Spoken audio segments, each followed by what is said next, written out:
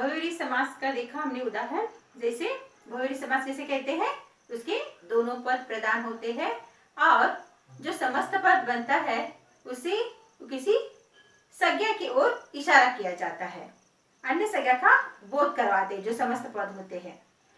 बहुव्रीहि समास, इसका विग्रह करने पर हमें वाला, वाली, जिसका, जिसकी आदि शब्द पाए जाते हैं और जो विग्रह है वो विशेषण होता है और जो तीसरा पद आता है वो विशेष होता है। तो यहाँ पर मैंने उदाहरण लिखे हैं। नीलकंठ, नीलकंठ, नीला है जो कंठ, नीला है कंठ जिसका, नीला है कंठ जिसका। अब यहाँ पर जिसका आया अर्थात शंकर, और यहाँ पर शंकर एक क्या है, संज्ञा है।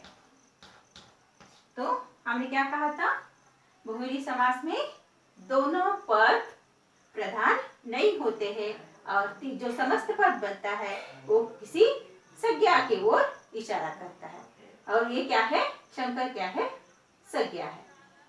और दशानन, दश है आनंद जिसके अर्थात दशानन। यहाँ पर बहुव्रीहि समास में देखा आपने, दोनों पद भी विशेष नहीं है, दोनों पद भी प्रधान नहीं है और किसी अर्थात आने के बाद किसी तीसरी संज्ञा आ रही है यहाँ पर, और वो तीसरा पद कौन सा है, शंकर है, और वो क्या है, संज्ञा है। इसलिए जो विग्रह है वो उसका विशेषण है और यहाँ पर ये संज्ञा है, ये भी हो सकता है। दशानन में दश है आनंद जिसके अर्थात किसी तीसरे की ओर इशारा, किसी तीसरे का बोध किया जाता है, तो बहुव्रीहि समास होता है। तो आपको लगेगा अभी नीलकंठ, हमने नीलकंठ, कर्मधारय और बहुव्रीहि समास में अंतर, दोनों एक समान लगते हैं और बच्चे बहुत सारे इधर कंफ्यूज होते हैं। जैसे एग्जाम में आया बहुव्रीहि समास, समास का नाम तो नहीं दिया जाता, उदाहरण दिए जाते हैं, जैसे नीलकंठ, दशानन, और आपने लिखा नीला है जो कंठ, तो आगे कौन सा समास आना चाहिए, कर्मधारय समास आना चाहिए। आपने ये लिखा नीला है जो कंठ अर्थात शंकर, और कर्मधारय समास लिखा, तो ये आपका आंसर गलत हो सकता है।